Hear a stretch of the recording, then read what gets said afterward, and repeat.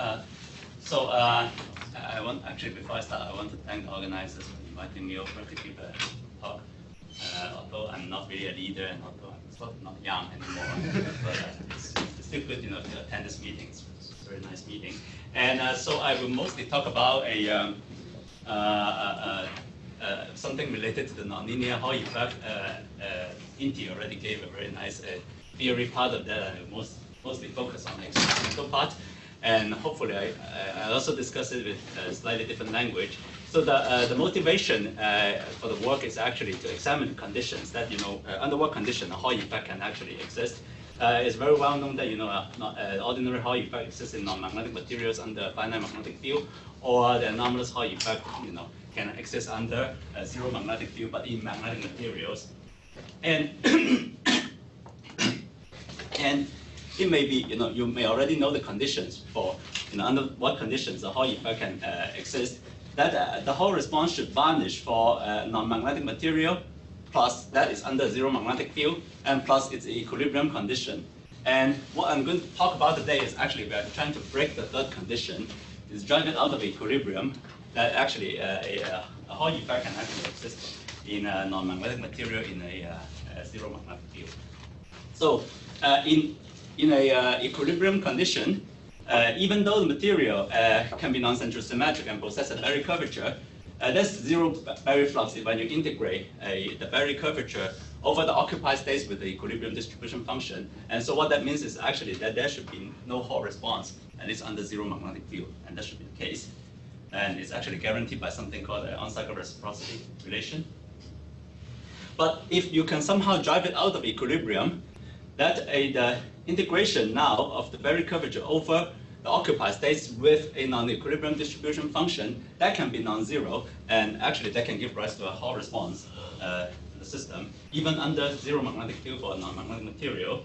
And one of the example is actually one work from our previous work, is to actually shine light, circularly polarized light, onto a monolayer of molysulfide, which actually the circularly polarized light only couples electron hole pairs to a particular value. In this case, it will be the K value under left-handed light, for example, which will produce a non-equilibrium distribution. In this case, will be more electrons on the left, on the K value than the K prime value, and then you can actually induce a Hall response in the system. You can think of it as basically a photo-induced anomalous Hall effect in this case.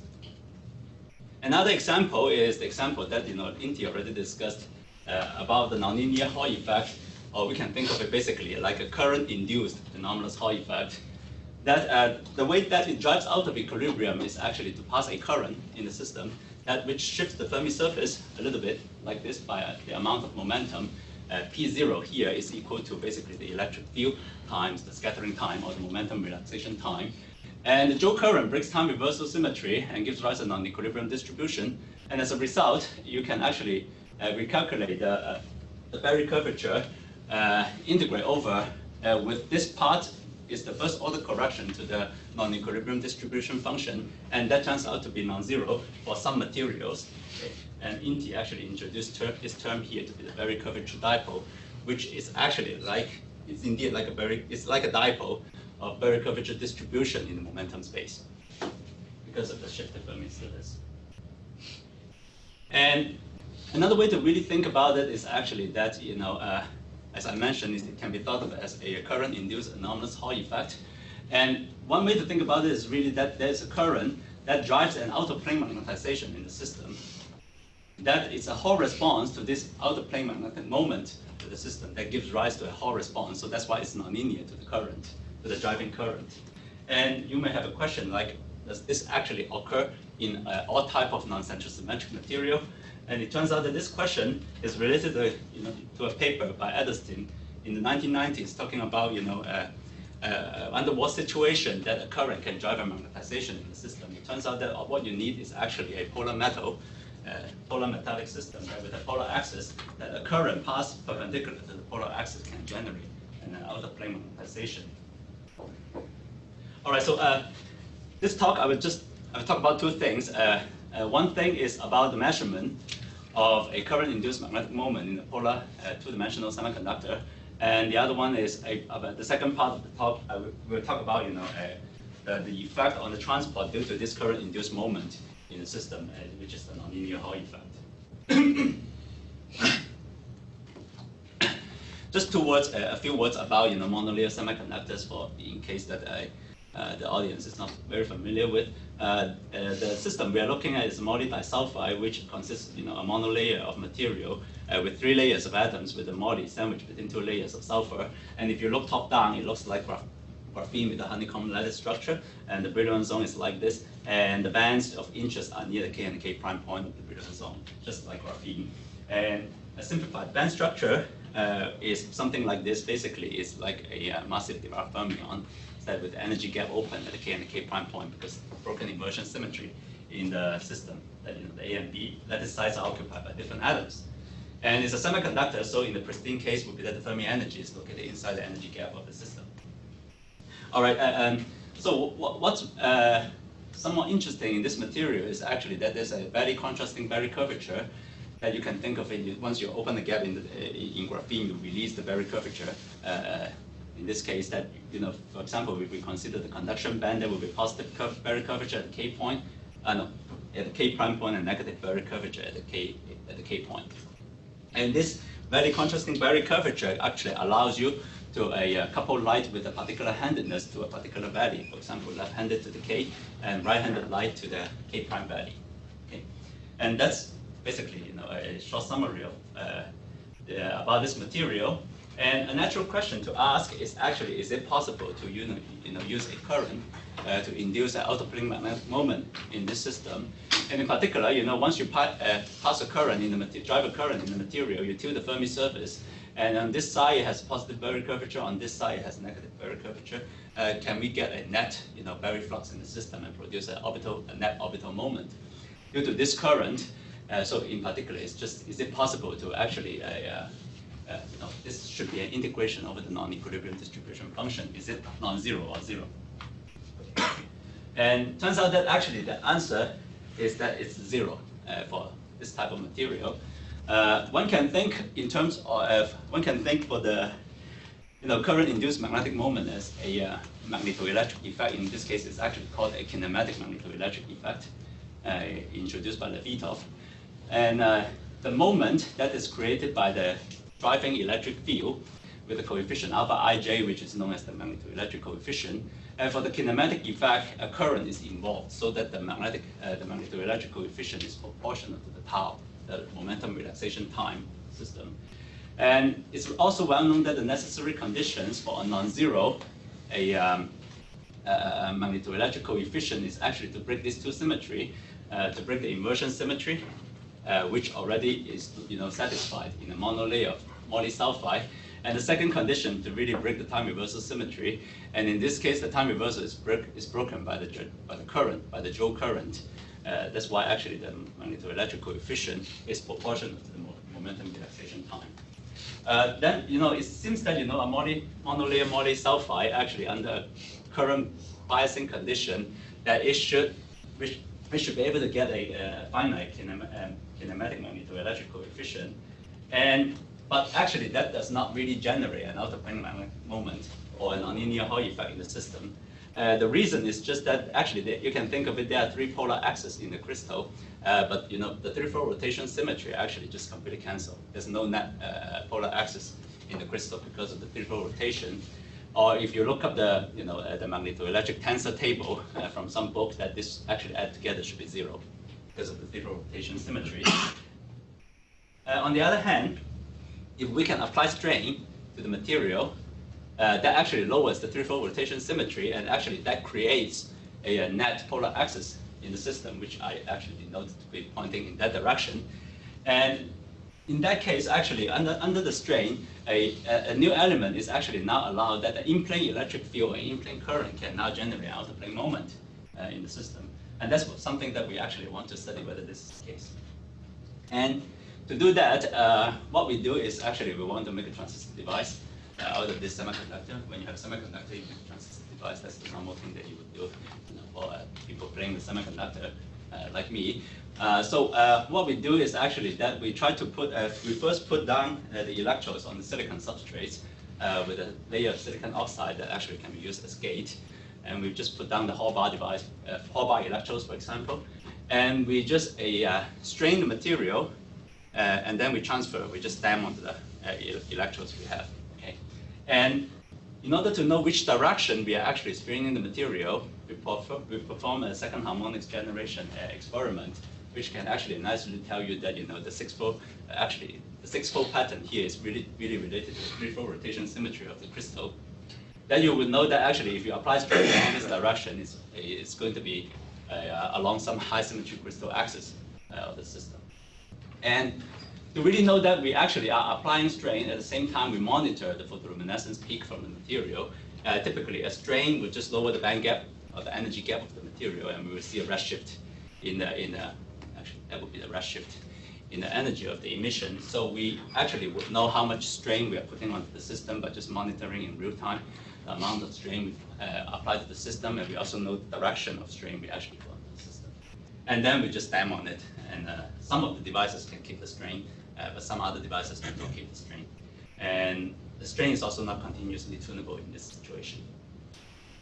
Okay, so this is, for example, a particular device that with two electrodes like this. And the experiment we do is actually, in terms of probing the magnetic moment induced by the current, is basically to do a magneto-optical curve effect microscopy. We drive a current in the device and we shine linearly polarized light. And if there's a current-induced magnetization in the system, then there will be a corresponding rotation in the polarization of the system. And we just detect that small rotation in the polarization of the light. Okay. And then there's also a backgate that actually connects to the sample that can change the Fermi energy of the material. And so this is the case actually for a strain-free device that if you don't apply any strain to the device, you would actually still see signal. This is the co-rotation map as a function of XY coordinate. And this, you actually will see signal on the two edges of the sample, and they have opposite sign. And the reason for that is actually just a very Hall effect in the system, because actually you have a very dependent barrier curvature with positive barrier curvature at the K point and negative barrier curvature at the K prime point. So if you drive a current, the K and the K prime electron will develop anomalous Hall velocity. Anomalous velocity that actually accumulates a net magnetization only on the edges of the sample. That's actually purely due to the very Hall effect. For a strain-free device, you only see a signal on the edges. But for a strained sample, in this case, we apply strain along the zigzag direction for about 0.5%, in this case, the strain. Then actually the result is completely different. This is for the situation that the current is passing to the upward direction, and you actually see that the current rotation signal now just brightens up everywhere in the sample.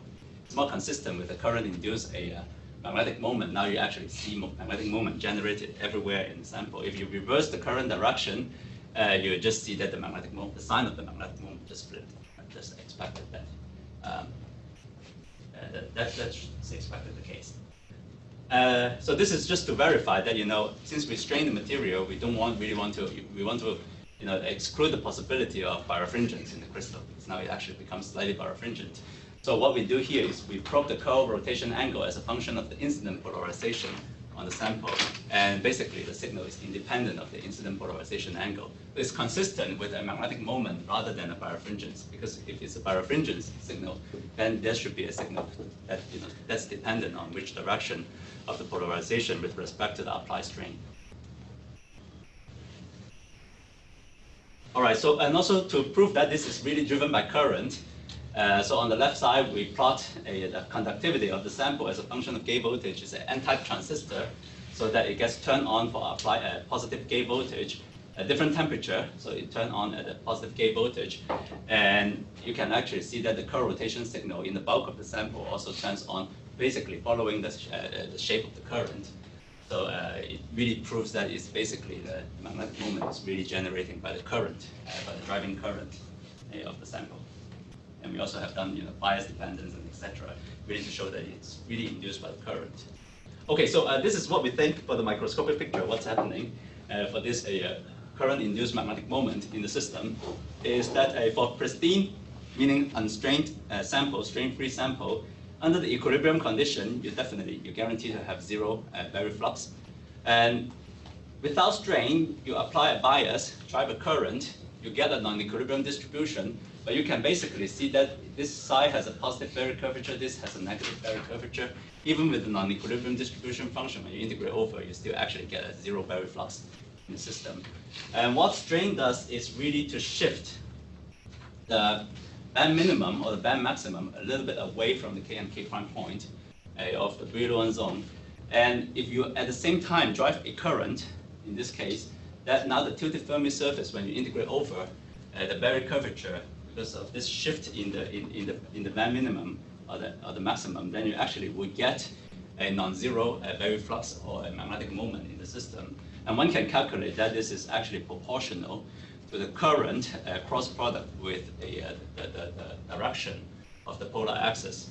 So it's a very simple rule that just the cross product of the current with the polar axis that would generate a net moment. It's a bit like spin-orbit interaction, but it's a unbalanced spin-orbit interaction between an equilibrium distribution function.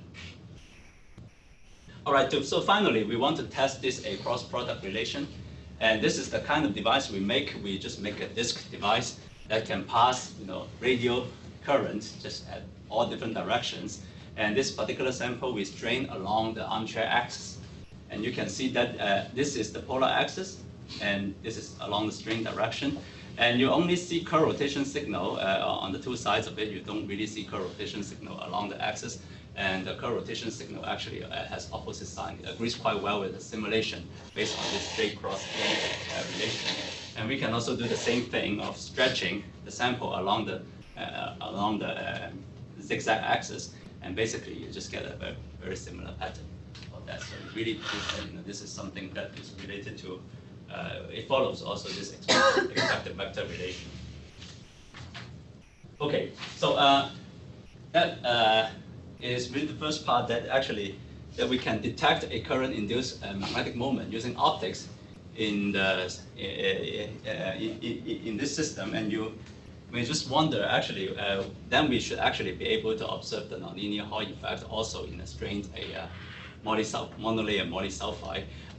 But turns out that in that system it's actually difficult because first of all the strain is tiny and we can apply as tiny, so it does not really create a very strong polar axis in the material. And the second is just that it's much more difficult to make contacts and 4-point reliable measurements on a semiconductor. So actually we're switching our effort in terms of probing the nonlinear Hall effect. We're switching the effort to on a TD structure of tungsten telluride. So tungsten telluride in the monolayer case it's centrosymmetric. So it's in this audience that means actually it's more boring, and so it's centrosymmetric. And it's probably not that boring because it's a topological insulator. I just take that back. And so in the field layer case, actually, but you can already see that this is a distorted honeycomb lattice structure. No, it's not honeycomb. Yeah, it's a distorted structure that the tungsten atoms actually they are dimerized along a particular direction.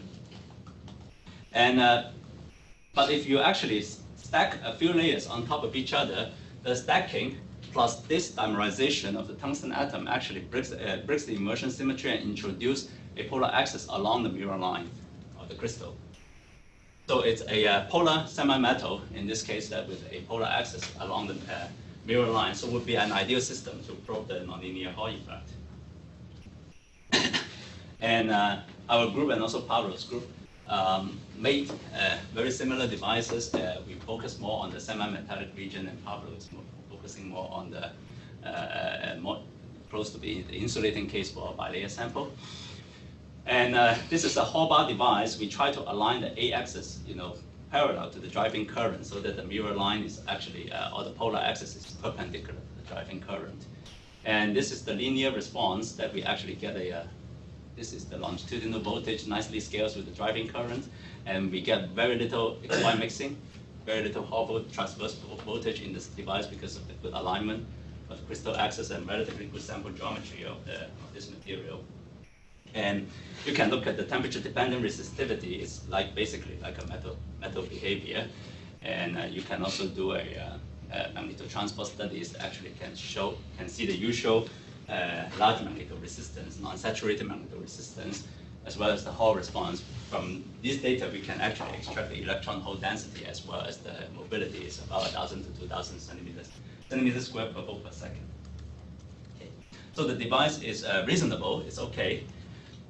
And then we switch to look at the, the nonlinear Hall response. And this, I showed that the measured Hall voltage at the second harmonic frequency as a function of the driving voltage squared. And you can see that basically in this connection geometry, that you just see a very nice linear relation. Basically shows that it's really a nonlinear effect. And if you rotate your coordinate system, 180 degrees, then the sign of the Hall response actually switch sign. That's really just reflecting the fact that your current induced magnetic moment is just flipping sign when you reverse the direction of the current. And not only we can actually see the second harmonic response, we can also see the rectification response, the DC response. You just drive it with a AC voltage, you can actually see a DC Hall voltage that is developed. Also scales quite nicely with the square of the driving voltage. Okay. And actually, I also would like to point out that it's a little crazy to see a big nonlinear response in a system with pure CW driving, because the usual system that you would expect to see big nonlinear response or detectable nonlinear response would be using pulse lasers that you shrink the energy into a really short pulse to increase the electric field of the driving. But this is purely CW driving, and not a very large electric field that is applied to the sample. So it's probably reflecting that pretty big Berry curvature in the system.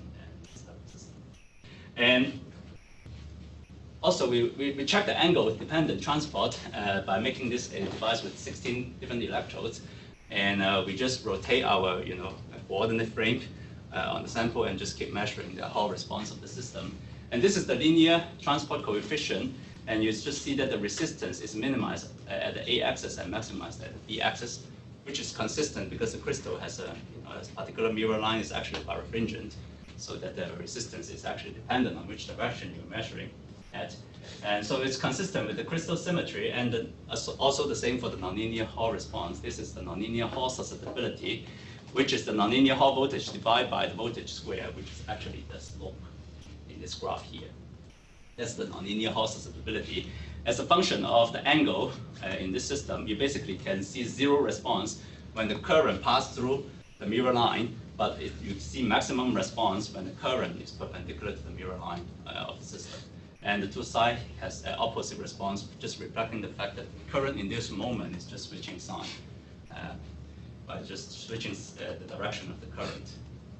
Okay, and so the last question we want to answer is that whether it's an intrinsic response or an extrinsic response for the system. And what is an intrinsic response is mainly the response that Inti talked about that is driven by the Berry curvature dipole. So we define a nonlinear Hall susceptibility, which is the second harmonic or the rectification transverse electric field divided by the longitudinal electric field squared. And if it's an intrinsic response, it's just proportional to the integral of the Berry curvature over the non-equilibrium distribution function. That it turns out that this quantity is independent of sigma. It's independent of the longitudinal conductivity of the sample. And this is also just like the anomalous Hall effect, because this is really just like anomalous Hall effect, that this should also be the extrinsic response. The extrinsic response is usually just separated into two kinds. One is a skew scattering, that the spin-up, spin-down electrons, in this case, the spin-up, spin-down electrons will just go off at different angle, and this side drum response is basically a pure displacement of the center of coordinates of the spin-up, spin-down electrons. And for the first contribution, it's expected to be proportional to sigma squared, okay, if you vary sigma by varying temperature. Or and the second response side jump is just like the intrinsic response is independent of sigma. And so you would expect that basically the nonlinear Hall susceptibility to be proportional to sigma squared plus a intercept term that it contains both contribution of the intrinsic and the side jump. And so we just vary the temperature of the system, and this is the temperature-dependent conductivity of the sample, the longitudinal conductivity, and this is the temperature-dependent nonlinear Hall susceptibility. And you can scale them. Just this plot is taken from this data. The nonlinear Hall susceptibility scales with the square of the sigma, which actually a pretty good linear relationship is seen as expected from this relation. And you can extract now the intercept, the y-intercept here, which is actually related more to the intrinsic response of the system. And then you can put an estimate of the Berry curvature, which roughly, I just put a rough estimate, which is this intercept times the Fermi energy of the system that will give you a 50 picometer Berry curvature dipole, which is on par, with the calculation of this system. And I think my time is basically running up. So I just want to very quickly highlight, recently we tried to make gate-dependent devices which can change the electron hole density as well as basically mainly changing the electron hole density. And we performed the same exercise of scaling of the nonlinear Hall susceptibility with the conductivity at different gate voltage. So at each gate voltage, we just do a more careful temperature-dependent study. And then we extract basically the y-intercept as a function of doping density, and around the charge neutrality point, compensation point, that actually there's a switch sign in the, looks like switch sign in the intrinsic response, of which is more related to Berry curvature dipole. Seems to be sort of consistent with theoretical calculation that there is indeed a switch sign in the Berry curvature dipole near the charge neutrality point. And besides actually changing doping density, because it's a gated device, now we can also actually apply electric field onto the system. And it's reported that this system is actually ferroelectric, which the polar axis could potentially be switched by a pure electric field. And indeed, we can see the ferroelectric response in the sigma XX, the longitudinal conductivity. But at the same time, the nonlinear Hall susceptibility can also change sign by this ferroelectric switching, so which shows that potentially this polar axis of the Berry curvature dipole actually can be switched sign with this applied electric field. And with that, I just want to thank the people involved in this work. And the current induced magnetic moment is mainly driven by our former postdoc, Juan Lee. And the nonlinear Hall effect is mainly driven by our student, Kai-Fei Kang. And I share a group with Jishan at Cornell, and boron nitride supported by the Japanese group. And with that, I thank you for your attention. Thank you. Questions? Did you try MOTE2? It has a yeah, did not try, but it seems that you should also expect a nonlinear Hall response in the system. It's actually interesting to try. And in MOTE2, it seems that immersion symmetry is only broken in the even layer number, so that by just changing the different layer number, that you probably just get a zero and non-zero nonlinear Hall response. The talk also has a structural transition around 270 Kelvin, right? Which changes crystal structure from. Yeah. Then you probably also will see a big change in the nonlinear Hall response if you have a change in the crystal structure.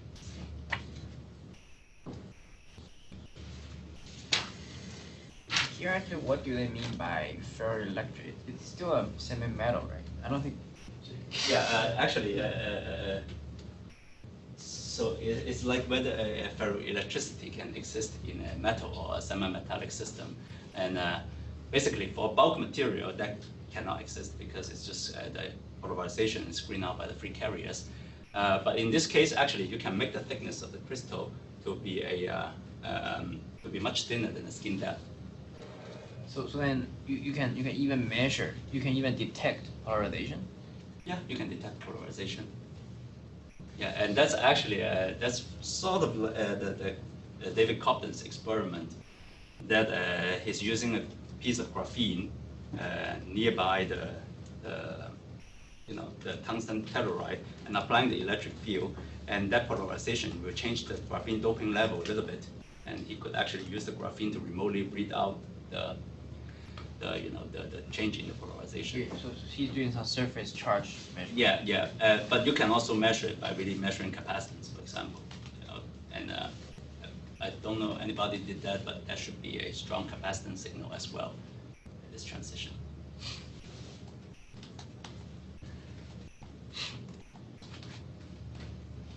Yeah, I was having a question about that.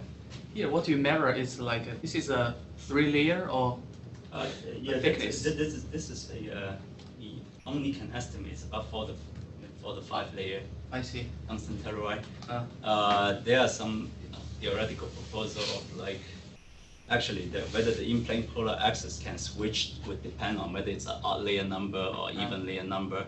And I'm not entirely sure whether it's an even or odd layer number in this case. I see. Here, this polarization switch is the z-axis. Yeah, this is the z-axis, but I think the idea is that if it's an odd layer number, the ferroelectricity is related to the displacement of the ions in the crystal. And because of that switch, there's also a small in-plane displacement. And that can also change the in-plane polar axis as well. Yeah. Okay, do we have more question? If not, let's thank Fine and also Inti